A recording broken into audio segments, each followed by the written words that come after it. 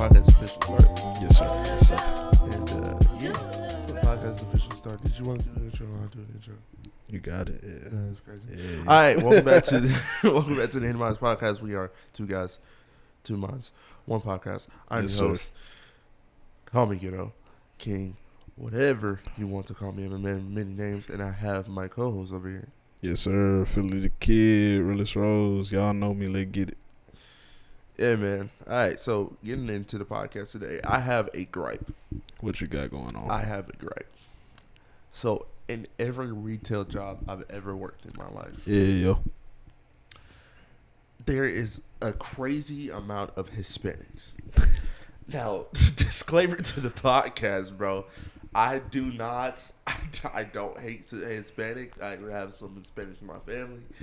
I don't discriminate. But y'all be tripping, bro. So the other night, right, I was working, and if y'all know, I work nights. Other night, right? Yeah. It was like at least 4 a.m.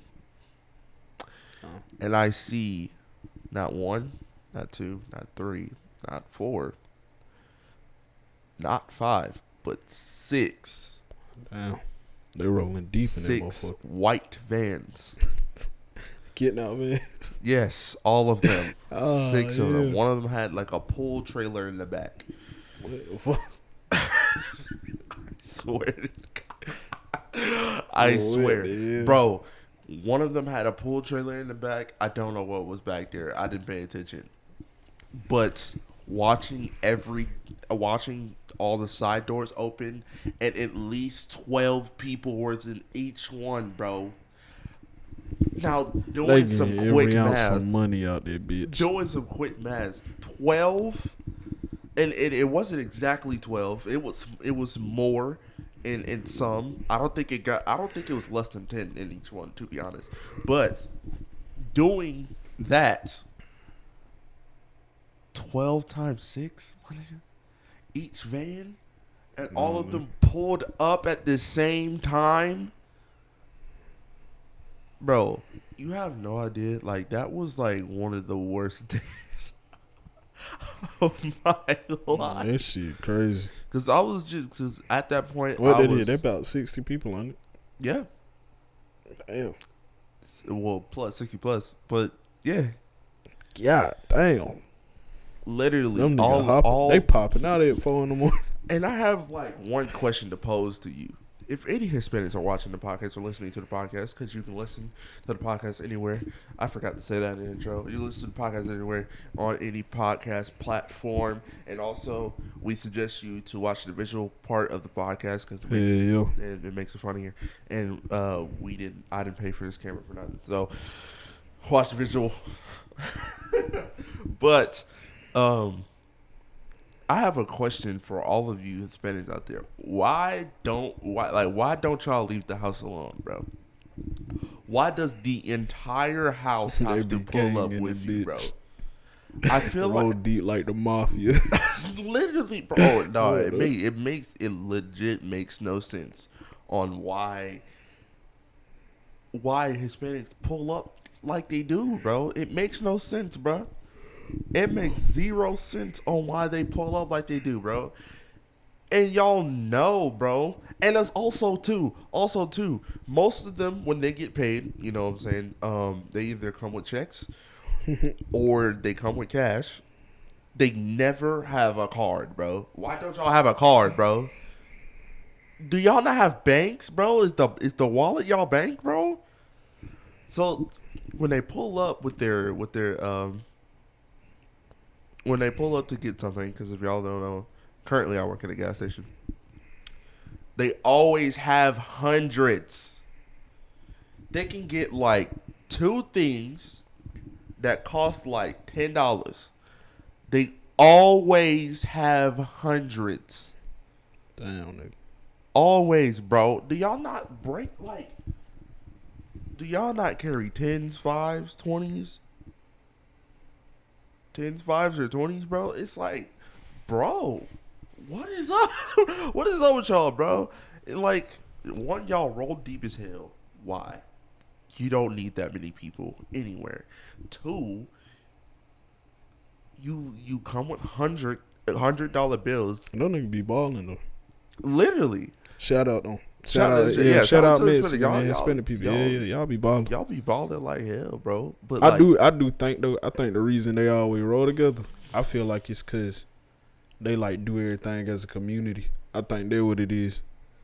So they be like linked up. They do be deep as hell though. The whole house, bro. Yeah, the whole house. They pop out doing laundry. It's like 6 niggas in that bitch. Why? With one basket of laundry, I be like, huh, nigga, y'all ain't. You want to just drop 2 off? Why? Like, I need to understand why. If anybody's watching this podcast, bro, also y'all can DM us questions. Yeah, We'll send some give y'all questions some in. answers. hiddenmindspod at gmail.com. Send us some questions. I didn't even check if y'all sent some questions from last podcast, so I'll do That's that our right fault. now. But We gonna get to them at the end. Yeah, 100%. But yeah, why do y'all do that, bro? Like that's like y'all be making my day like so much harder, bro. Just cause it be everybody from great grandmother all the way down to the youngest child, bro. All in one Ford F-150 from 2012. I don't get it, bro. I do not get it, bro. That's been my gripe the entire time. Oh, also people who just, I never knew. Quick thing, I never knew like how much people go to get alcohol at a gas station. Yeah. Now, I knew it was like I knew that's like the primary place, but once you start working there and you see how many people get alcohol, it's ridiculous. Yeah. And the crazy part is, the way you can figure out is going to work on a Sunday. Now, if anybody knows, I don't know if it's in certain states or all states in America, but on Sunday you can't serve alcohol from 12 a.m. to 12:30 p.m. I didn't know this shit. Yeah, so that is all gas stations in Georgia. I don't know if that's everywhere in America. Pretty sure it is, but you can't sell alcohol, anything. So seeing the amount of people who come during the week and then it hits Sunday and it's dead as hell. I ain't gonna lie, y'all some alcoholics, bro. Y'all need to be getting drunk, bro. Why, bro? Fix your life, bro. Niggas gonna fix your life. Shout out to that one person who comes in and gets a black and mild, but always comes in like short every time. Fuck with me, nephew. Nah, bro. Let me get a few cents. He look like he's 20.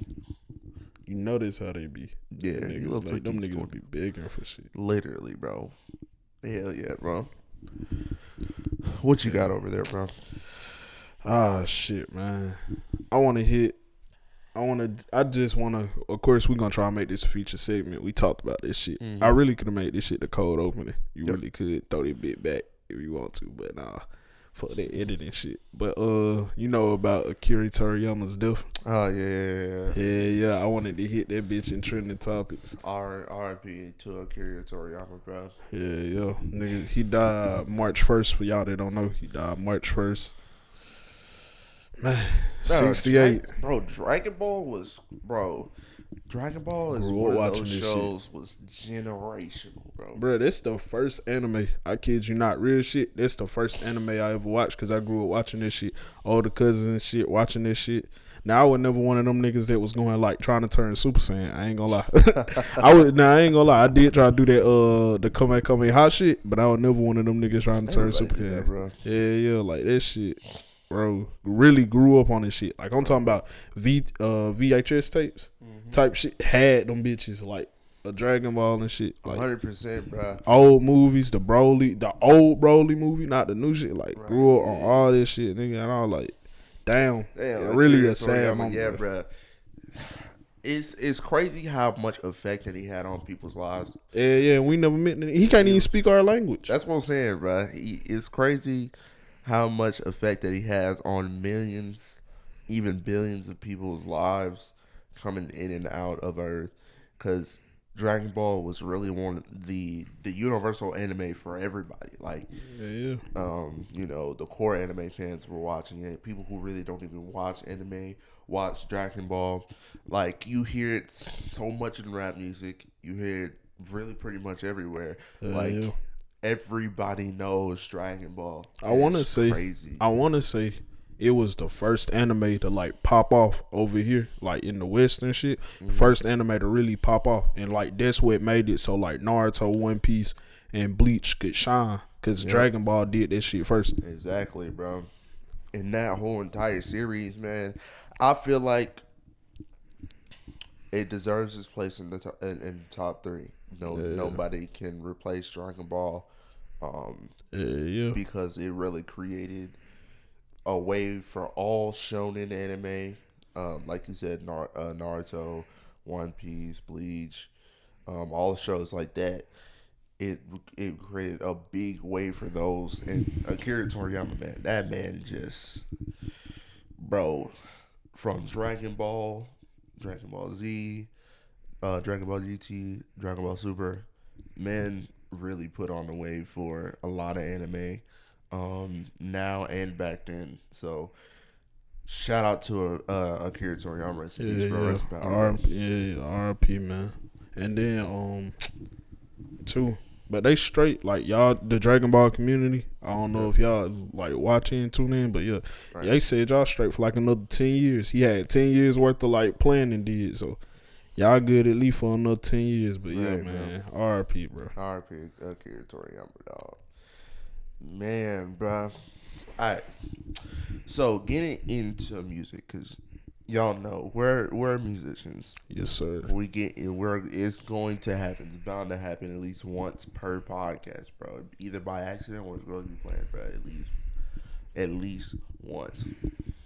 Now, it's not per se talking about any other people's music. I want to talk about our music, right? Yeah. I have a question. Out of us two, who do you think can make more hits? More hits out of us Because we are both capable of it, of course. So, but who do you think can produce more? More hits out of us two, like right now. Mm-hmm. I'd probably say me, but I think that's because I'm more like focused, like at this point. Like I feel like ain't really nothing holding me back.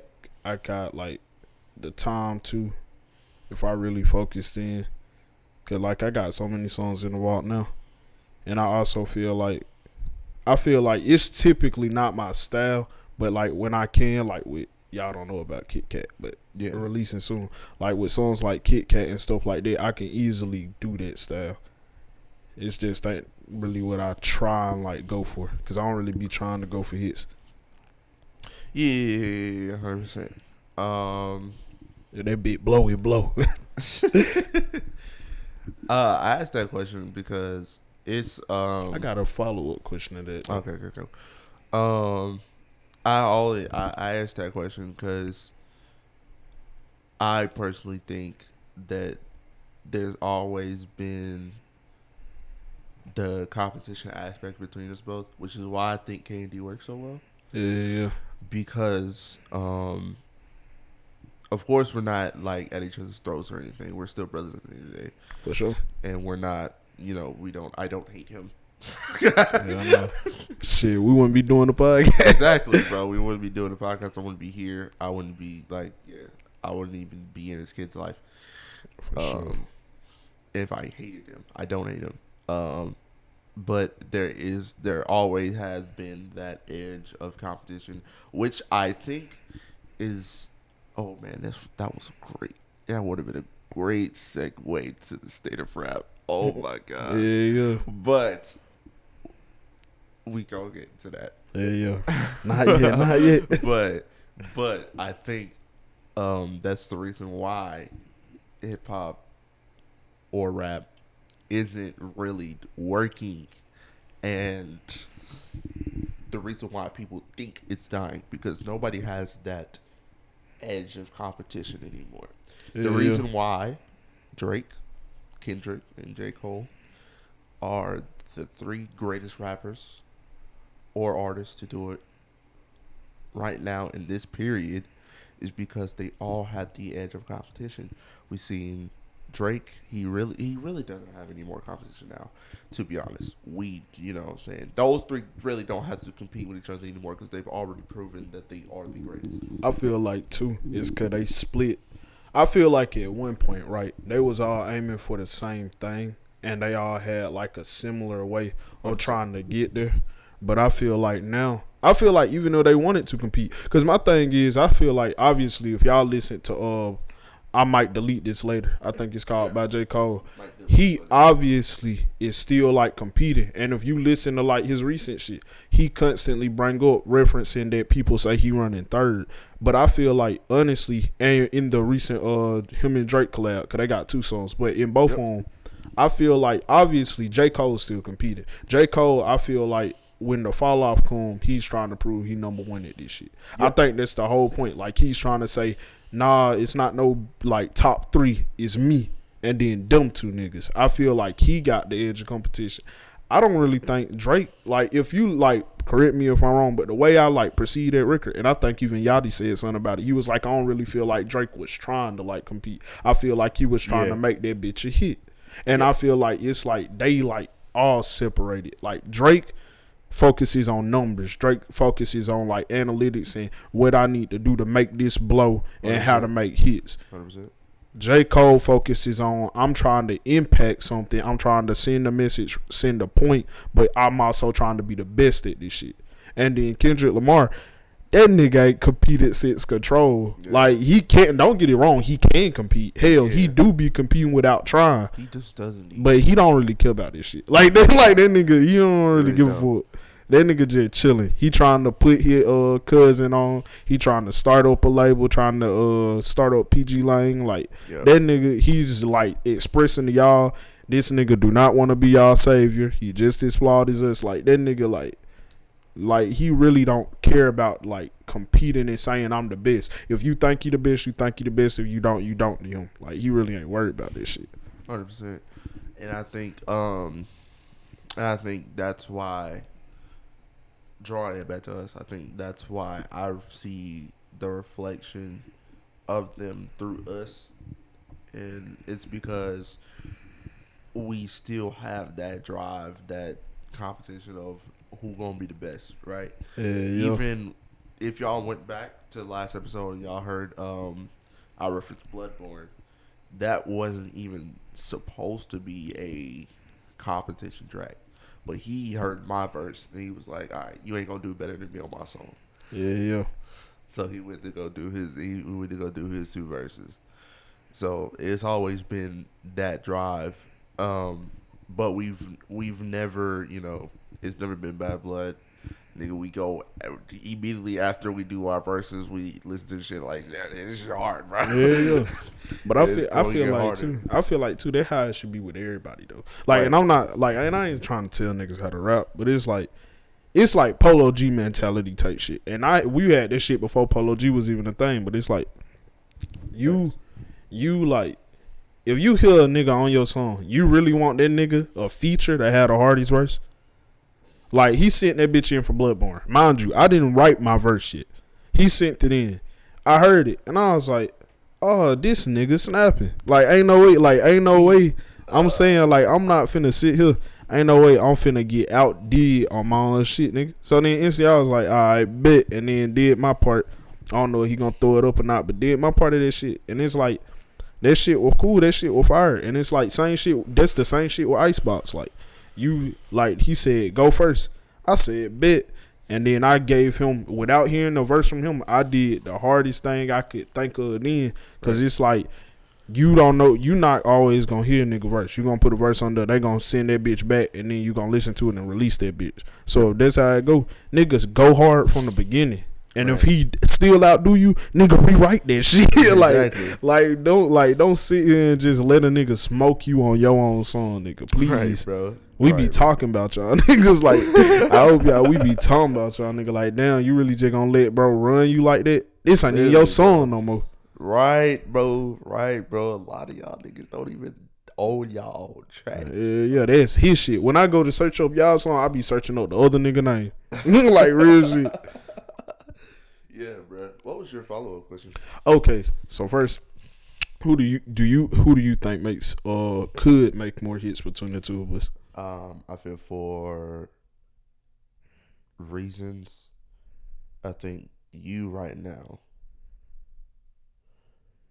But overall in our careers, I think it would be me. And my follow up to that would be like, so as an artist, right? Mm-hmm. Of course, there's many different routes to take, but it's like as an artist, when trying to make a song or trying to make a hit, right? Do you take the Polo G approach? Because I feel like that's the most mainstream example where he kept releasing like his sound, his like wave, his vibe type shit, his lane of music, and eventually he hit number one with Rap Star. Yep.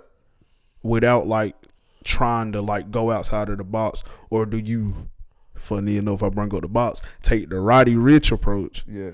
And I wouldn't even say he was looking for a hit, but you he like, definitely wasn't. But you like, of course, you do your own shit because he did the same shit. But like, then you hit a mega hit, or you end up with one. Like, which one do you think is like better for your career or for longevity's sake? I think better for my career was to go through the apology type approach. Yeah. If I have to, come up with a hit and it hits like the box did, now people are going to expect the box, and I'm not trying to do all that. Which I would rather people get a hit off something that I purposely made to sound like a hit. Yeah. Out of my sound. So when I do hit the next hit, it's not a previous song. It's something that I already created as well. Type shit. So it's automatically going to be my sound no matter what the cost is. So my answer would just go do the apology route, to where I just see, and I agree with that too. But it's just funny to me because it was like, and I ain't even mean to just like, I think about it too though. But it's like both everybody saying Polo G and Roddy Ricch both falling off right now. And of course, I feel like with the Roddy Ricch thing, I don't think they falling off though. I was gonna say I don't feel like they're falling off. It's just not even that. I feel like with the Roddy Ricch thing, people being like he falling off. Like, nah, y'all gotta understand. What y'all like from Roddy Ricch is struggle music, and this is a whole nother topic. We can get into it, but like black people sell trauma. Vince Staples said it best. Like, we really do. But like what y'all like from hearing from him is like you want to hear the struggle, the street shit, and it's like the nigga rich now. Cuz been rich for like he been rich for like a little minute. So it's like you want something from him he ain't going through no more. And like he keep his music authentic. Like you, even when you listen to Please Excuse Me from Being Antisocial, the intro of it is like, okay, came from the bottom, struggling, but we gonna get there. And then halfway through, when you do the little beat switch, he literally talking about being rich. Like he set the tone for the album. War Baby, which I think is the best song on that album, not The Box. The Box is cool, but War Baby is really the best song on that bitch. That shit right there, that cinematic like outro to the album, that shit is still talking like that's him being like out the struggle. Like, I really made it through all of this shit. Let me tell you how I felt going through this shit. And it's like Polo G, same shit, but it's like nigga ain't falling off. It's just nigga like really what else is there really left for him to say? Like shit, like he done covered every base. He done told you all his emotions. He proved he a great rapper. Like he can sing too. It's like same thing with Roddy, and it's like what you expect from these nigga. Like you gotta be inspired, but y'all still want shit. And then if a nigga don't release shit, y'all mad. Like it's so much to be an artist, bro. And I'm just saying my little 2 cents. The only reason why they think Polo G and Roddy Ricch are falling off is because they haven't made themselves a brand. Polo G isn't a brand. Everybody sees him as a rapper, and that's why his music is the only thing that people are clinging to. Yep. And also, for Roddy Ricch's part, they only see him as a rapper, and he hasn't shifted his into anything. Like, this is why rappers like Yachty will forever be in here, because Yachty not only has a podcast, he has a glass, he has sunglasses, he has a sunglass company, he has a nail company where he does nail polish. Like, there's a lot of things in those, a lot of areas that you're supposed to pivot from. That's why also Kanye will forever be in the art and conversation of being the greatest of all time, despite Kanye the person. We're a podcast. We gotta save our asses here. But despite Kanye the person, Kanye has shifted to making himself a brand, and he is very smart at doing that. I'd say he's smart in like the shit he be saying too. I can't say I agree. Yeah, I want to say like, listen, hear me out before y'all start feeling some type of way. Email us talking about so we're anti-Semitic. Like bro. Hell no. Like, listen to me. If you go like do your research, I ain't finna tell you what the shit is, but if you go do your research and then go look back at the shit he said, it ain't that he wrong. It's the way he said the shit. That's all I got to say. It ain't that he wrong. It's the way he said the shit. And it's the same thing with like the Donald Trump shit, which again, don't come at me. Don't come at me. Like, but it's like, vote for Trump last that's what I'm saying. Yeah, neither one of us voted for Trump. Don't get it twisted now. I ain't vote for Biden either, nigga. Like, but yeah. Don't think I voted for the nigga, but like, it wasn't that he was wrong in the stance he was taking with Trump.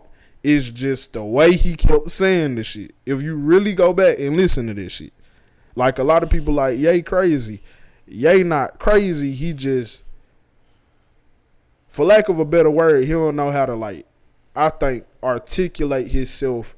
Right. If it ain't music, if that makes sense. When it comes to music, he can articulate it. But if you like have a conversation with that nigga face to face, I wouldn't take that shit as like them bitches is incoherent thoughts. That nigga just throw a lot at you and expect you to figure that shit out. Oh, bro. Yeah, bro. That's it. That nigga be having, that nigga just be saying shit. Sometimes I ain't lying. Yeah, he do just be yapping, bro. That nigga a yapper. He be yapping, bro. All right, so a follow-up question. Who do you think is the overall better artist between us two? Between us two? Yeah. Like, and what? See, that's the issue too. Which of course going to like, which creates a conversation. That's why we're on the podcast. Yeah, like going like I was saying back to everyone got their own thing that they focusing on, and that's what made the big three. That's why it ain't just one nigga. It's like different shit. So it's like in different aspects you can be like, oh, I'm the better artist, but then you the better artist. Because like you said, I agree with you, and that's why I asked, like, are you talking about right now with the hit shit? Because if we talking about in the past, yeah, nigga, you was like the one that could make a hit before I make a hit, for sure. Because I wasn't really, I wasn't like fucking with what was mainstream. I was really just trying to get a song off type shit, put a verse on that bitch. I always tried to have the best verse on that bitch, but it wasn't really like I was like orienting that bitch for a hit. I didn't even really know how to make a hit. If my verse was hard, it was hard. If it went, that didn't exist because all them bitches hard. But but like that shit. But it's like between us, like of course I'd say me, but that's because I'm me. Yeah. So it's like 100%. Same way I'd expect you to say you, but like 100%. I need an actual breakdown because it's like it's just like you don't be like who better, Kendrick or Cole. You really gotta break that. Exactly. You really gotta break that shit down. And every time a nigga do that, like they be doing that shit on YouTube, and every time they do, they end up time. Because it's different aspects and they equal each other out.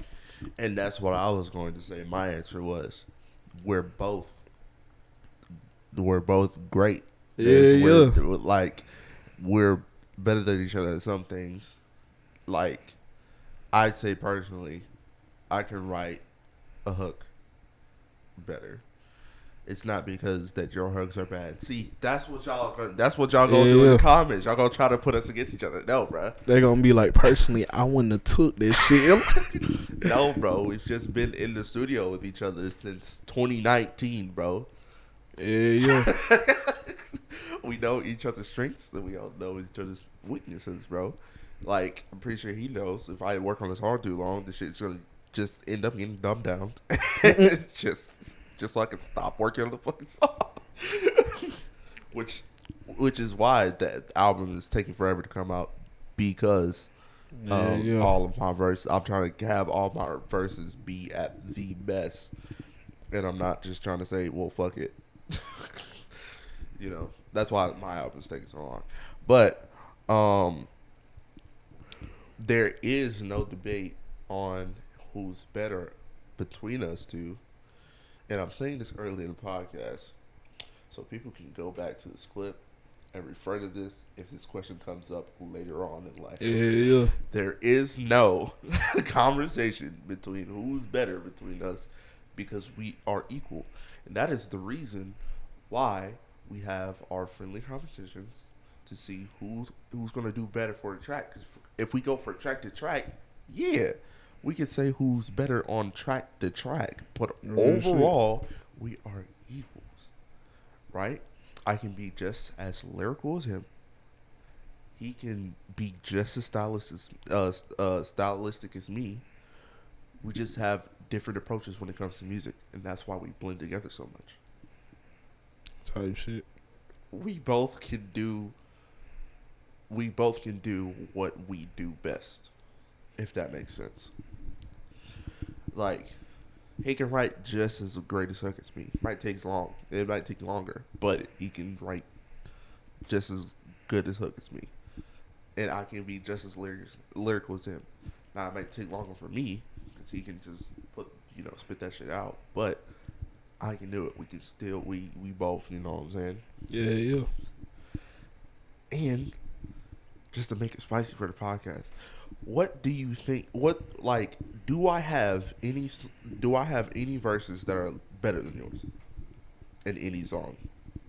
And name the song. That's a long catalog. Hold up. It is a long catalog. It's been 6 years. I gotta really go back and look at. I got all these bitches saved on a shit on YouTube. Actually, so I'm gonna pull that bitch up. You can fast forward through this shit. I gotta find these hoes. Open bitch. There we go.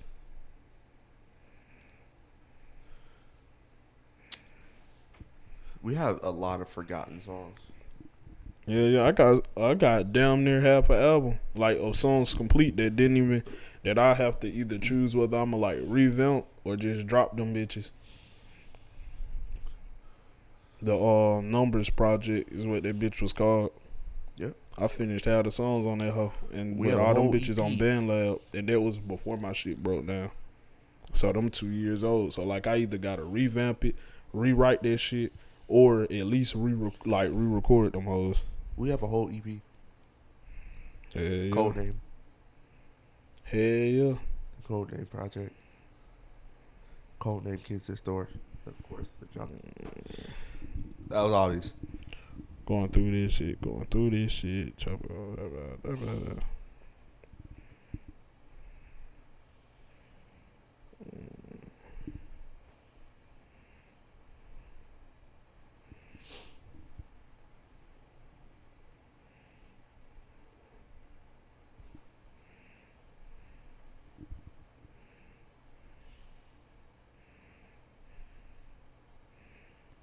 I'm trying to remember the song, cause I think it's one song, in my opinion, where I say it just came out better. It was a early HBK track before we became HBK. Oh, okay. Yeah. I just don't remember the name of this bitch. It's the one with Disparity on the hook, and that shit trash. No hating. Ain't coming back. Ain't coming back. Nah. It wasn't off that album? It was off that. Nah, it's off the War Inside My Head album. Hold on, let me skip through these bitches real quick. Yeah, my personal opinion on that album. Nope. But it's that ain't no hate to Sad Boy Yahtzee because that's who that is now. Yeah. But it was all ass back there. I ain't lying.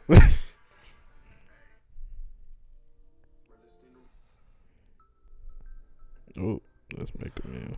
Ooh. I kind of want to have a debate about pay my dues. Just being selfish. Just being selfish? Hell yeah. You know what's crazy? I think there's a lot of songs on that album that I did both better than both of you on. But yeah. Cause Space Vibes, I'm not gonna lie, bro. Space Vibes isn't fair. That is not fair at all. See, my issue, I won't say I disagree with you. I'd say I feel like I forgot about Space Vibes. Yeah.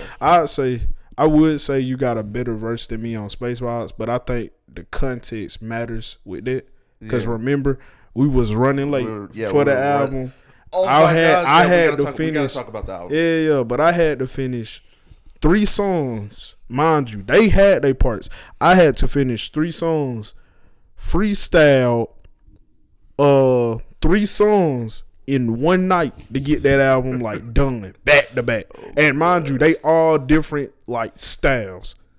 So like I'm over here, I'm like into like lyrical shit. Have to do that. Did it, done. Push that bitch out, send it so that they can have it. Do another one, send it, do it, done. And it's a completely different style. Like Space Vibes is melodic. The other one was lyrical. The other one like lyrical, like Kendrick Lamar type shit. And then the other one was some normal rap shit / like street shit. So it's like I gotta like do all of that in one night. And then Space Vibes was the last one.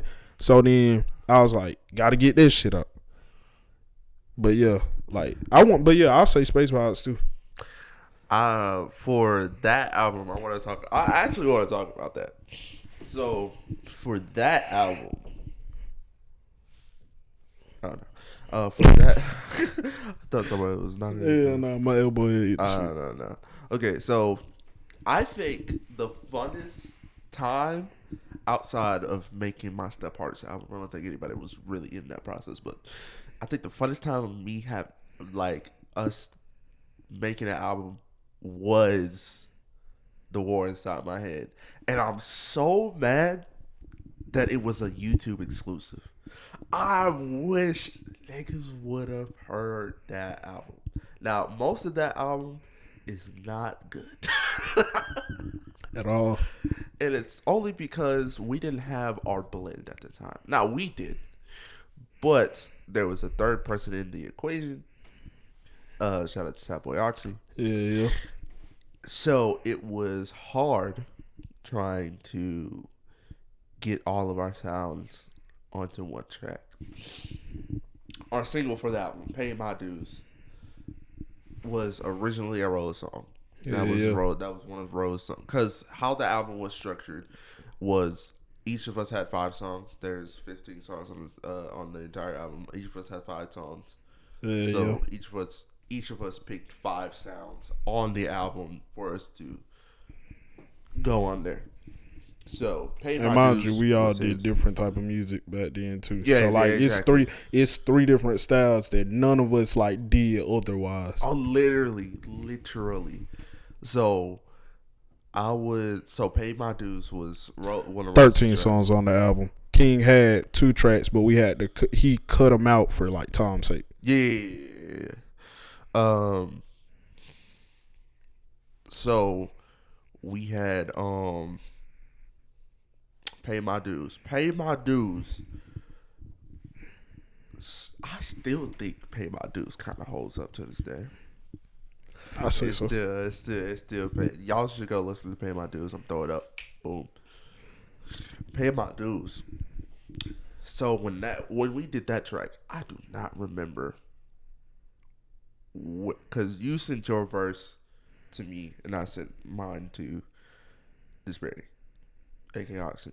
So yeah. Doing Pay My, actually no, I think it would, because He had the second verse. Yeah, I did my verse. I showed you it over the phone, and then I sent it to Sad Boy Oxy. So I started working on it. And then he sent it to him when he was done. Me and him listened to Sad Boy Oxy's verse together. And then he did his verse. Man, when I tell you, when I recorded after paying my dues, I was excited to do the rest of the track. And my personal favorite one on there is Space Vibes. Now the thing with Space Vibe is Space Vibes was one of the last tracks that we had to do, which was also one of my tracks. That's another thing I want to talk about. I picked 5, Nate picked 5, and then you picked 3. But I like literally the standout songs was Paid My Dues, which is a track I picked, Space Vibes, which is a track I picked, and then Hunted, which is also a track I picked. I'm just saying. That shit I don't miss with them beat selections, nigga. Like them beat. Hey, when it come to like finding music that make a nigga rap, nigga, that's me. Like you want a beat, nigga, I'll find you one. Space Vibes was crazy because I definitely took over that song. And I only had one night to finish it. It was Halloween night. We dropped it on November 1st. Yeah. But yeah, we did everything on Halloween night. We recorded our visual to Haunted on Halloween night. Haunted is one of the good songs on there too. I say, what was that? Don't Kill the Vibe. I think that song was good on our part. I didn't think Oxy had a really strong verse on there, and it was, like, the trend throughout the entire album. But like I do want to speak on it. So like the whole album, right? Because like if we talking verses and what inspired them. Another thing about me in the past, which I wouldn't say it's me now, because now I'll typically go like my hardest on any track I agree to be on, or I just want to agree to be on the track. Right. Which is why I told him me him and Sad Boy Oxy. I told him, I was like, yeah, I'm just done. Like I'm probably not gonna do features with people I feel like can't keep up, because I'm done carrying niggas through songs. Because like there was a trend, I feel like, even back throughout all my career, like I typically carried niggas through songs, or I always had the hardest verse, and it was like that's a part of me being competitive, yeah. But also I just realized like nigga just got skill at this shit where other niggas didn't, and I ain't saying they couldn't develop the skill, but it's like I'ma wait on them to develop the skill, and then we make a song together. Not I'ma just sit here and keep giving you shit for that not to be, that could have been on my album type shit. You know what I mean? Right. Like I could have a dead verse be on my album versus giving you a verse like that. Not you, but like anyone. So like that whole album too, I'd say like a lot of the songs, cause Oxy, he good as hell now, but he'll even tell you back then he rapped off beat, and like he didn't know how. He was great lyrically. I feel like he was great lyrically, but like as far as making a song, couldn't do it. Like as far as like translating that shit, wasn't it. So I feel like too, like listening to that, like, and I don't know because y'all don't rap, but if you do rap, you'll know if you got a sorry ass hook, it's hard as hell to make a good ass verse. Cause you be wanting to be like, why the fuck am I hopping on this shit? Like real shit. So it's like you'll be like, ah. Greatest example off the album was Make a Meal. Yeah. Me and Rose carried that nigga. Just want you to know, bro. I was hell, and another thing, I was ready to put a second verse on that bitch, cause there was another rapper, Retro. Yep. I think he's going by Saint Retro now, cause he used to be Retro 72 hours. But he's Saint Retro now. He's back making music. Shout out to Retro. Yeah. Shout out to Retro. But yeah, so then he was supposed to be on it, but he like canceled. I don't know his reasonings for cancel. I personally think he just didn't want to be on the song, because when he was supposed to be on it, he didn't hear our verses. He just heard Nate's verse because he was supposed to go second, and then when he didn't go second, I went second. King went third, and then Sad Boy Oxy came back in at the end. But it's like speak like on that album, I wouldn't say that album is like my best. That's why I say it's like ass. Like even going back listening to it, I know I could have did better on the verses. I told him when we was making them shits, I told him I honestly could do better. It's just like, what's the point? Like I don't see none of this shit taking off outside of Paid My Dues, which I saw taking off. Cause like I liked my verse a lot, so I was like, yo, I know that bitch going. And then you got Hunted, which I knew Hunted was taking off. And then Paid My Dues, I did my verse, of course, sent it to Sad Boy Oxy. Then he sent it to King. Yep. Hunted. How did Hunted go? I think you did your verse first. Yep. Sent it to Nate, which is Sad Boy Oxy. And then he sent it to me. And then I did my verse last. And then, because I think that was one of the 3 songs I had to finish in that time frame. Mind you, too, I had to go to Sad Boy Oxy party. Me and King was pulling up so we could record the video for Hunted. So, like I said, bro, I had to finish War 2. I had to finish Hunted. I had to finish Space Vibes. And I had to do Don't Kill My Vibe. And I had to do more than 3 songs. And I had to do Dark Room. I had to do 5 songs in one day in like hour time spans because I had to also get ready to go to a party, celebrate that party, get back to the house, do one more song, which was Space Vibes, and so we could drop the shit. Like I had, like that's what I mean. Like if I had, like it's like if I had more time thing, I feel like a lot of the verses, but I still think personally. I think, which is crazy, because you said you feel like you got like the best verses. I personally think I had a lot of like best verses on that bitch. Yeah. I definitely don't think Sad Boy out there. No. Yeah, definitely. No hate, no hate. No hate. No hate, bro. Don't get in your feelings, bro. But at the time, bro, you know who you are now. But at the time, yeah, he killing shit now. Oh yeah, we carried you through that album, man, and we can. You should know that, man. But yeah, what do you think? Last thing on the album, what do you think was the worst song on the album? I think selfish, being selfish, just being selfish. Yeah, cause like I remember texting you about it, and I think I told you too. The quality on that fucking song was. Yeah, most because if you heard most of that album, if you heard anything that was like the quality was bad, it was because Oxy was when he like exported his shit, he would do it MP3, but it was a low quality MP3. Yeah. So we used WAV files. I put him on WAV. We use WAV files because that's the best audio file that you can get out of anything.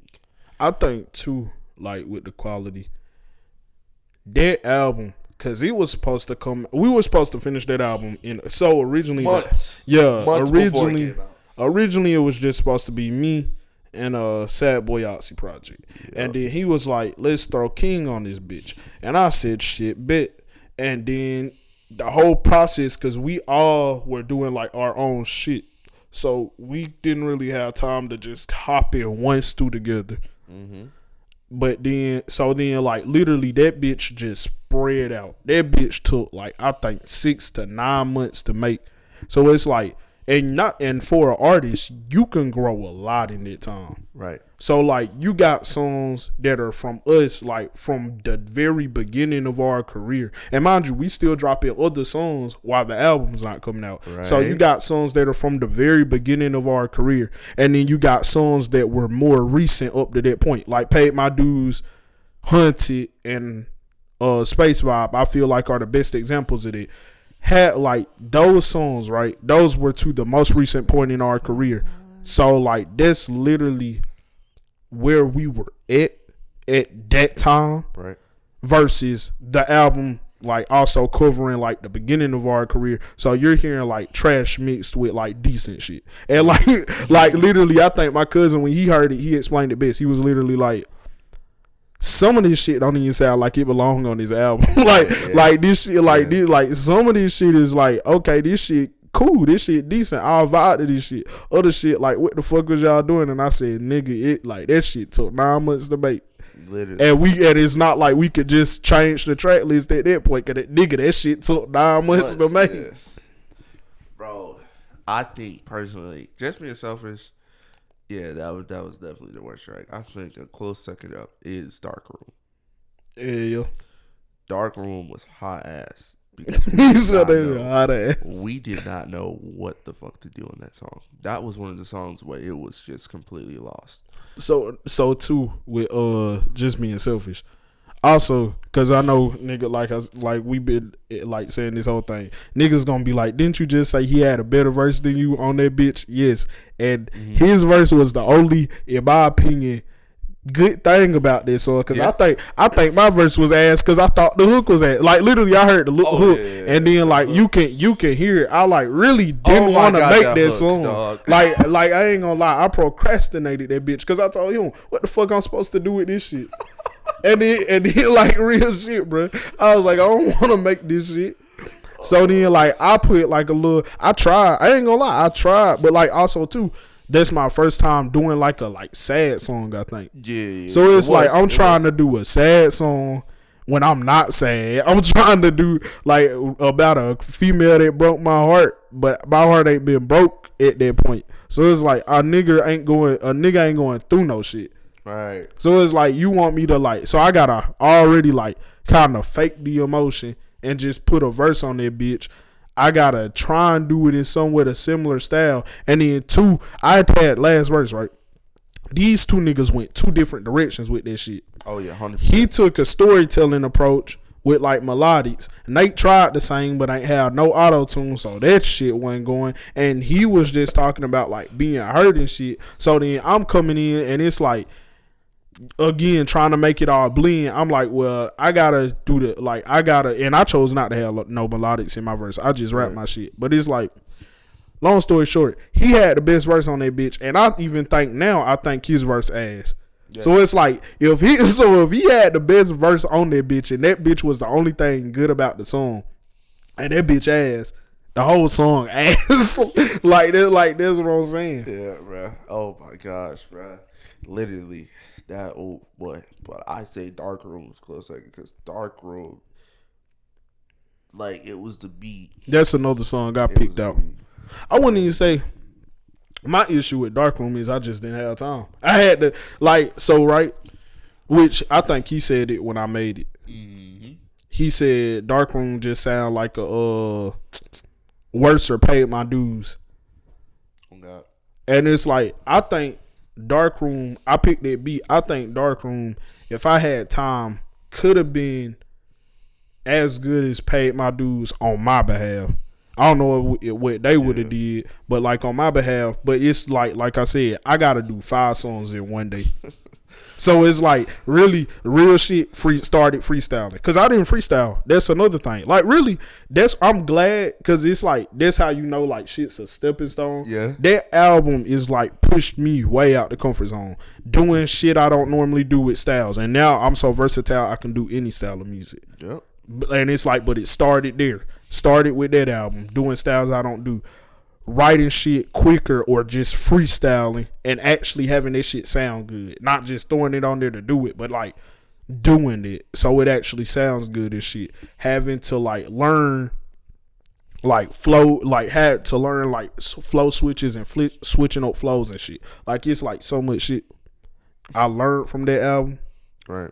I'm gonna pass it back to you though.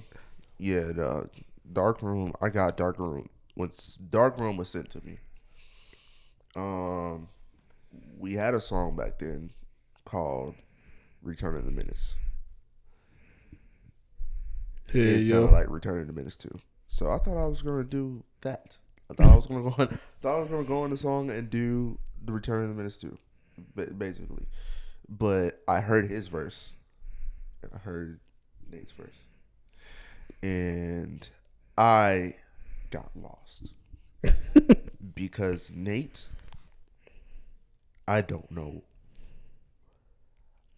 what he did. Like, I know he tried to keep up. But I feel like my whole mindset of doing that song, because that was one of the last songs I had to do. Yeah.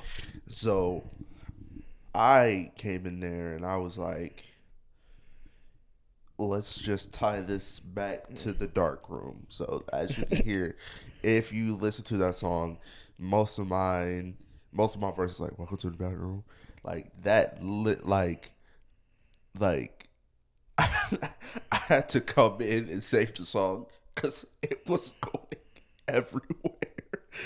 And it was, oh my god, that bitch was hot ass. It was like I can't lie. I can't even remember what the fuck I was saying. Bro, like if there's songs, like if there was a song that I would have to hate, it's Dark Room, bro, because for at the time, it wasn't even the best I could do anything because of course I only had one night to do it. Literally, and we're scrambling to do all this before 12 a.m. Real shit. And for future reference, we had just left a party. Yeah, for future reference too, for y'all, just push this shit back. Fuck, hey, bro, fuck them fans. Just push this shit back because the album was supposed to drop on Halloween night. Halloween came. That was still pushed back. That shit was supposed to drop in the middle of the year. That bitch was supposed. Yeah, we started that bitch in like April, and that bitch was supposed to drop in like August. We started in March. We started that bitch in March, and that bitch was supposed to drop in like August. Made in March. And Just Being Selfish was originally just a song for Disparity, and that was a KD remix. That stuck up. It was both Stuck Up and Just Being Selfish. Oh shit! So it was just push this shit. Yeah, please just push this shit back, bro. Just oh my gosh, bro. Real quick, I got a question. What's up? So I'm gonna go over the track list. And I want you to say like how you felt about the song in general. Real shit. Okay. All right. Intro. Yeah, the intro to the album. Intro's tricky because it was a perfect song for Nate. That was his lane. Hell yeah. He dropped the ball. Shit hurt my heart. I'm not gonna lie, because also intro is another beat I picked, and I specifically picked that bitch because they had him and Sad Boy had a song. Just for clarification. They had a song called Ammo. I want to say Ammo and Ammo 2. Oh God, they're both rapping on an NF type beat. Both of them back then, of course, I thought killed it. Now I probably think that shit hot ass, but you know what I mean. That shit was trash, boy. So it's like I ain't listened to that bitch since back then. But it's like I'm like starting off simple. I'm like I know everyone can do this because I also had like an NF type beat that I've rapped on with like that was me and Nate's first collab. Yeah. So like I know we can all rap on it. So I'm like okay cool. I like give them like I say hey I think we should all write for this because I think King was just getting into freestyling, and then Nate was too, but I wasn't. And I was like, I think we should all write for this so it turned out as good as possible. Because you know you got to set the standard. It's the intro. But that intro song, it would have been so strong. Because Nate, he had an okay outro. Yeah. He had an okay outro verse. It wasn't ass. But yeah. Everything was ass. But it wasn't ass. Yeah, it wasn't like to where it was just hard to listen to, right? It wasn't like, oh man, I need to turn this off or I'm going to skip this verse altogether. It was okay. But after you heard us, because he had sent his verse in and then I did my verse. I feel like that was one of my better verses on the album too. And for reference, he had first verse, I had second verse, but I had hook. Yeah. So when he's sent their hook over to me, I had did the layering for the hook again, and that's what made the song sound sonically well. Was me doing the hook with you in the song. I don't know if you remember that or you remember that. Yeah. So yeah, that bitch was hard as hell. Like he went for those it went lit. The hook, King, the hook with both of us into my verse, and then the hook just me Just me. And then Sad Boy Oxy's verse. Yep. So it was. It just got to Nate's first. It just. Just. Cause like that bitch. Who do you think had the best verse between me and you on there? Cause obviously it's not between him. Cause I actually got an interesting take. You had the best verse. I had the best sound. That's exactly like that was my take. It's like I feel like we both did different things for the song with that one. Cause I feel like verse wise, I think I had the best verse. But I feel like if you're talking about, I don't think you could have asked back then. Not now, but back then, I don't think you really could have asked for a better opener. Cause the sound he came in with, right, and then it goes into my verse, and it's like you said, it's just blending that shit, and it's like again, he sung, but he also rapped. Like when he layered it, he did both. But then with me, it's straight rapping, right? But it's like the way, like. I don't know how, like, if depression was a sound, right? like if depression was a sound, it like you would be able to hear that shit if it makes sense, because it's a somber type of tone in the beat. So it's like I feel like war inside my head. Yeah, I feel like that bitch slid perfectly, and I don't think you could have asked for a better intro. But yeah, I do feel like Nate lyrically didn't drop the ball, but just like verse wise, he didn't fit in with that. Because again, we did not have synergy back then. Right. Hitting the next one.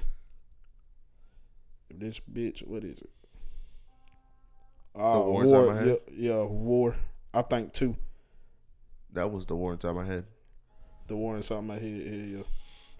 This war inside my head. Mm-hmm. We carried the hook on that. Hell yeah. For sure. But shout out to Nate for coming up with the idea for the hook. But we carried the hook on that. I say that was the best verse out of that particular song was your verse. But again, I had the best sound. Out of the hook, really. It wasn't really my verse. I think this is the one song, because I think the whole song hot ass now. Oh. Yeah.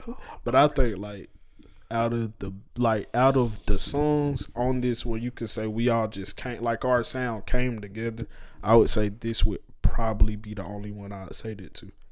Because like it was Nate's idea for the hook, but mind you, this is also Nate's sound. Mm-hmm. So like for him to come in, and again I would say he probably had the best sound on it. For him to come in, and then you're speeding up tempo as you're rapping, and then you just hear Nate come in yelling, "I got this war," and then you like turn that bit jet lights over the like that shit right there, and then you hear like B come in like matching tempo and shit. It's like sonically we blended. Oh. Wait, hold then on. It got the Nate's verse. And he fucked that bitch up. Fucked that bitch up, bro.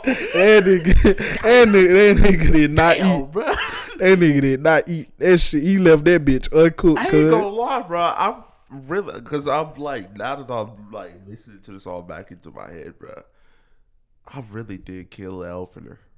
Like, that's what I'm saying. Like, that shit, for us never to make that sound and for that to exclusively be Nate's sound. Right. We all came together. Song, by the way. Yeah, that was one of his picks. We all came together. That shit was great. He put a verse on that bitch and it didn't match not shit that was did prior. Like, he did his sound. Don't get it twisted. But it didn't match. Like, again, there was no blending. Yeah, that nigga just was stand out, and he didn't. And it's not even like he stood out in a good way. Oh, but yeah. Nah. Damn. Yeah, bro. Sky High? Yeah.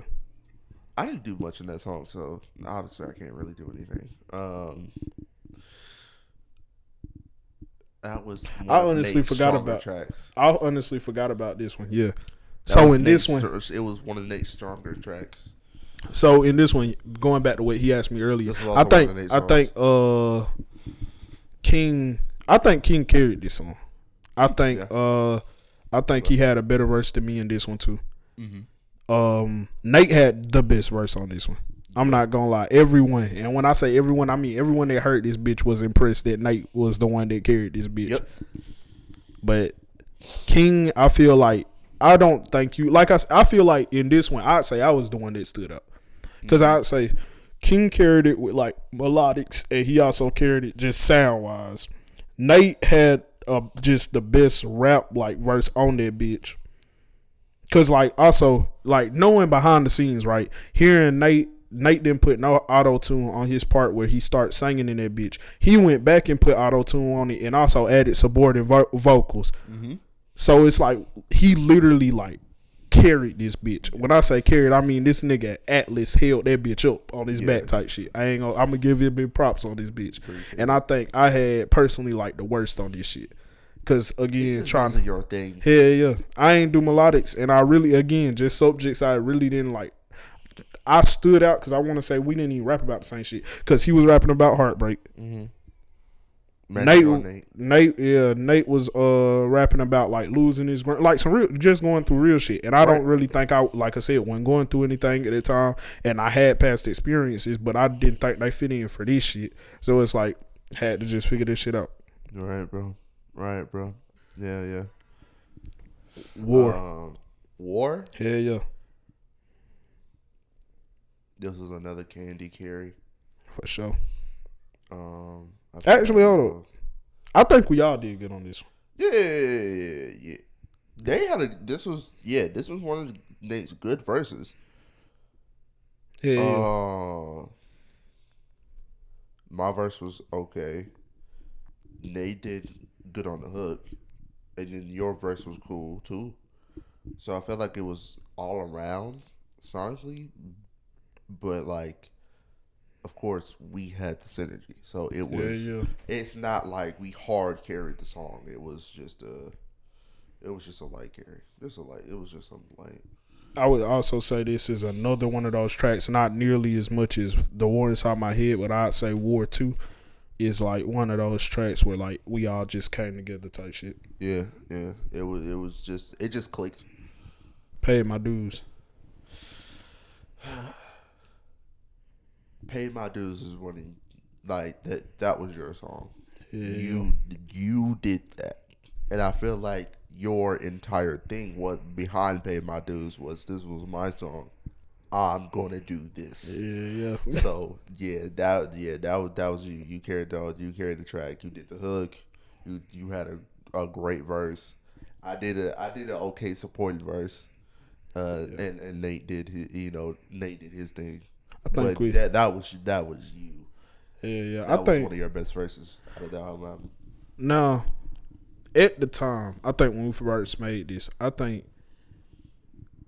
the time, I think we both said Nate had the best verse, but you got to understand the context of why. Yeah. And like, so he didn't rap on beat, like I said. Yeah. So imagine you make a song that's so good it make the white boy rap on beat like that, like so. And it's like too. Also, which I think I told King and I told Nate. Yep. I feel like so with my verse, it wasn't so much like me trying to go in and put bars so much as I'm trying to like make a song like a vibe. I'm trying to make it sonically sound good. I'm trying to make it bouncy. I'm trying to make it flamboyant. I'm not really trying to go for like lyrics. So then when Nate came in, not only was he rapping on beat for the first time, not the whole way through, Shad helped him out with it.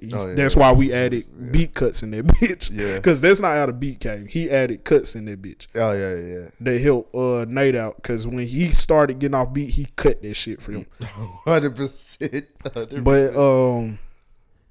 But like if I have to go back now, I would say my verse, I wouldn't really say Nate went hard though. Yeah, Nate went hard for sure. You went hard. He went real hard. But like if I'm saying bar for bar, if you really go back and listen to it, honestly, King had like more bars and better bars. Mm-hmm. If you're going bar for bar, if you're going just off of like the shock factor and like how good sonically the verse sounds, I'd say Nate had best verse. Yeah, Nate had the.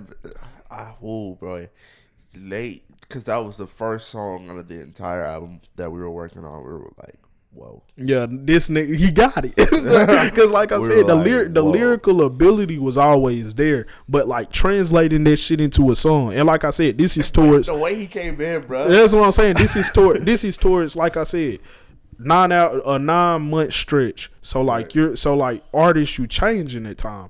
He hit that changing point. Like he matured, he got better, and when he got better, he got better. And that's the same. And that's how Nate works though. Like he stagnates and then he gets extremely better.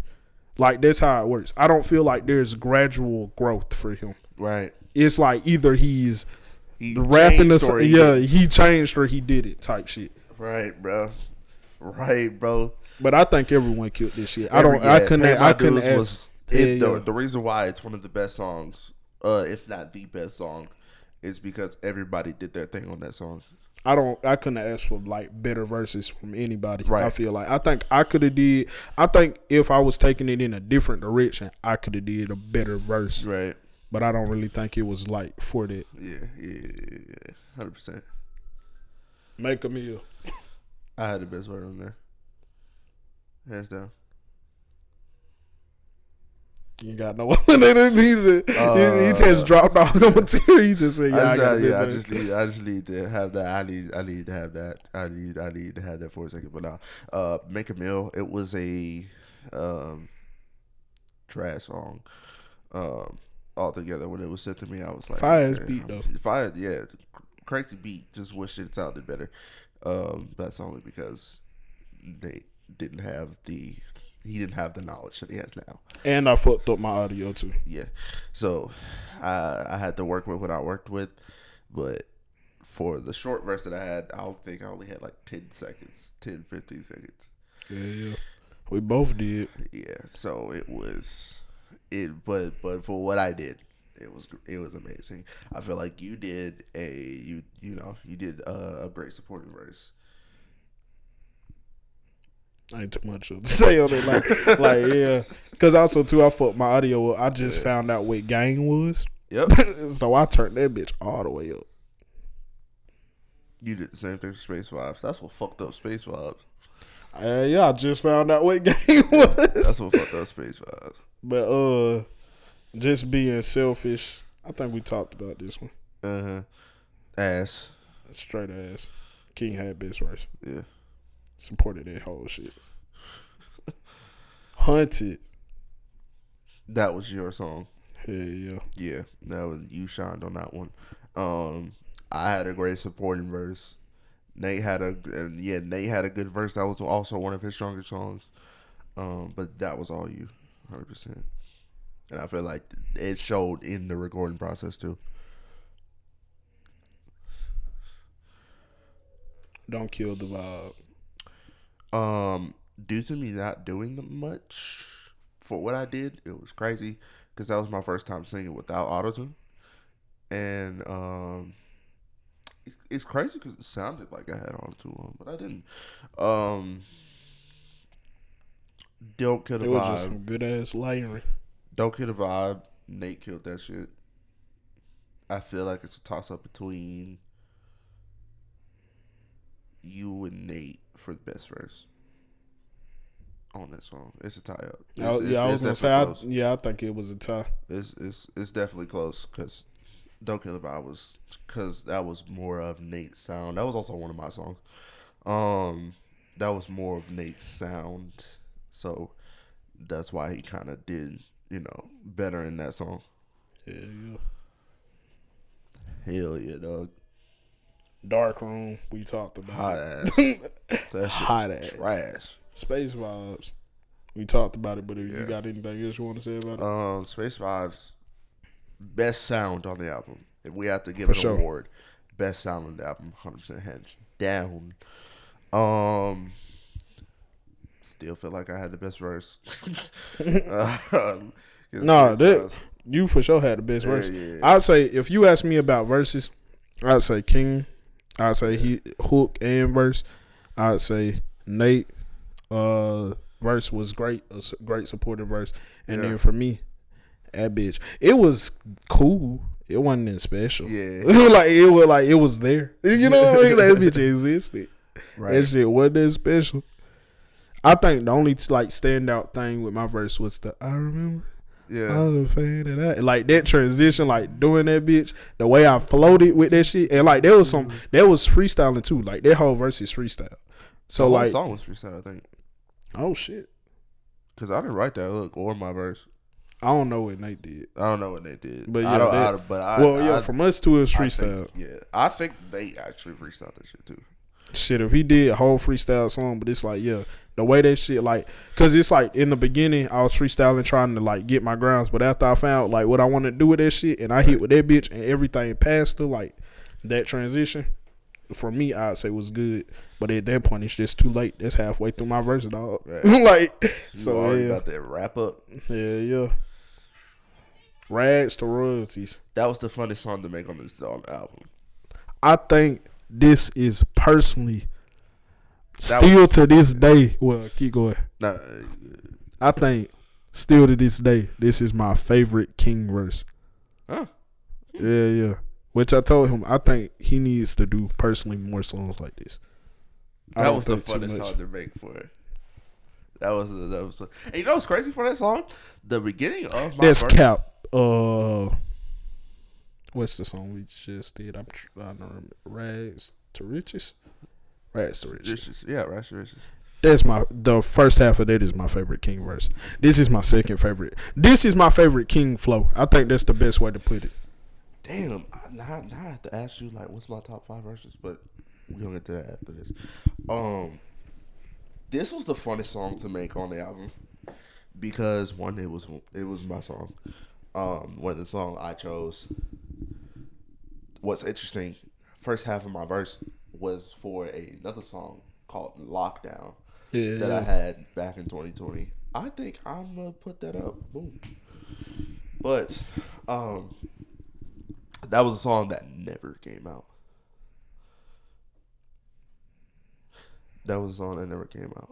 And I had that just in the tuck, and I knew it wasn't gonna drop, so I just threw that up on there. But that song was fun to make because if y'all heard the song, there was we were just playing around with effects. But I feel like that was one of the earlier like Candy like field tracks. Like that was just because I had the starting verse, you had the ending verse, Nate was in the middle, and Nate did decent too. You remember when Nate was going crazy about that kamikaze line? Yeah, he kept repeating that shit, bro. That shit was decent. He wasn't like that shit. He was acting like that shit just went crazy. I was like, no, nigga, that shit decent. Like that shit not just. You said that shit like you was just the best thing in the world. I was like, no, bro. I'm like, bro, okay, bro. We heard it the first time. We caught that bitch. I promise. I promise, nigga. Oh my gosh. But no, that was one of the funnest tracks we ever did. I feel like we should have got him to come over here with this shit. Oh, bro, yeah, that was definitely one of the funnest tracks on the album. Yeah, like that shit. I think the one thing I say, cause like I said, I think it's hot ass now. But I think, still it's decent. It's not hot ass, but I think the hook could have been better. Oh yeah, 100%. Yeah, but I think if you're talking about verses, I'd say like I'd say King had the best verse on this bitch. Yeah. Cause like I said, I think it's one of my favorite like flows. That bitch hit. That bitch like I fuck with it. Just sound good sonically. Oh yeah, bro. I told you the light was gonna go off. We cool though, cause we got the top light up there. Yeah.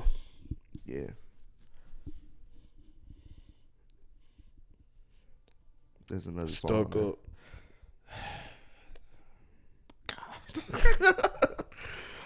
up. Yeah. Ooh. Man, stuck up. That shit, boy. I don't even remember my verse on that song. I genuinely don't. It was hot ass. Yeah, it was hot ass. But the whole song was hot. I think I'd say I had the best. My verse on there. Like, I'd say recite it to you. I'd say I had the best verse, cause a nigga was finally going through some shit. You remember, bro? No, actually, do you remember that Stuck Up? That version of Stuck Up was the first. Stuck Yeah, Up? that's the original. Hey, nigga, And then he turned that in the bitch day. into a remix and put 7 niggas on the track, same song, and made it a whole Stuck Up album when it's just remixes. Literally, and his single, like when the one by himself, is a remix. Yeah, this is the original. Nate, I have a gripe with you. If you're watching this podcast or listening to the podcast, I have a gripe, bro. You did that a lot.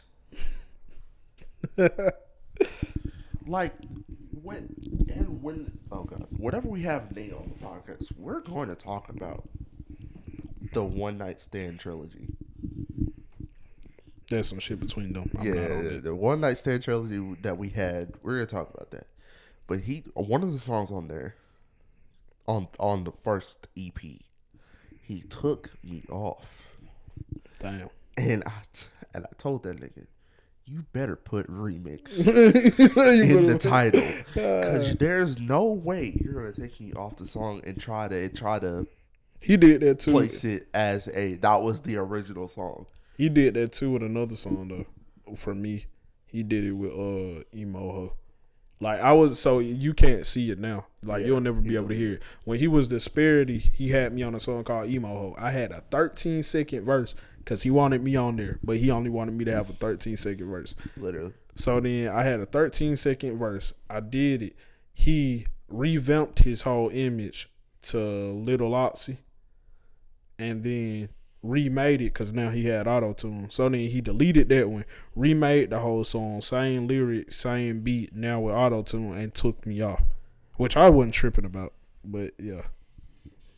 God. But yeah, I say I had best verse in this, but the song was just still hot ass. I couldn't even carry this shit with my verse. I don't remember my verse on there. I really don't. I just know that was the original song. Yeah, Stuck Up With Us was the original song. Don't ever let him know. Last song on the album. Ain't coming back. Ain't coming back. Trash Race. Not Trash Race, but Trash Hook. Funnily enough, a lot of people fuck with their hook. That's the crazy. I wouldn't say it was trash. I'd say from Nate, that was decent. Like it was decent for Nate. I just didn't like it. For Nate back then, not for Nate. For Nate back then, of course. I just didn't like it. It was it was blowing my vibe. I didn't really like it. It was blowing my vibe. But the verses on there. Damn, I just remember Nate's verse. Damn, that shit. He talked about a lot. Yeah, that verse was ass. that verse was trash. But I say you had. No, I think it was a tie between us. I don't think neither of us did better than each other. I feel like it was balanced. I don't feel like I had the better verse or you had the better verse. I feel like it was just equal. Shout out Kyrie. Yeah. And it's the end of the podcast, so you know what that means. Song of the day. Song of the day, what we got? I'd say hot-headed youngin. Tick tick. My song of the day is Candy Rex to Red. Fuck, what was that? What is that? Rag to riches. I want to say, hold up, I could check for you. Rags to something. So rags to riches, right? I think. Rags to riches. Yeah. Rags to riches. Candy Rags to riches. Look at the description. Go ahead and go play that, please, because we need the album to drop soon. Sorry for being us. I don't even think we announced that yet, but yeah, that was the pod. Yeah. Actually, before we end, please email us questions at hiddenmindspod at gmail.com. Again, that is hiddenmindspod@gmail.com. Follow us on all our social media. Listen to the podcast. If you're an audio listener, go to the visual podcast that's on YouTube. If you're a visual listener, maybe you want to go on break, on lunch, or maybe you're driving around and you need a voice to listen to because you're alone in the car. Or maybe you're sneaking your headphones into work and it's like, I need something to listen to. Hidden Minds podcast. Listen to that. We have that on everything. Yes, Apple sir. Podcasts. We have that on Spotify. We have that on iHeartRadio. Anywhere you can listen to a podcast, we are there. And therefore, that is the end. Goodbye, my friends. Follow us on everything. I did say that. Follow us again. Follow us on everything. Follow us on everything.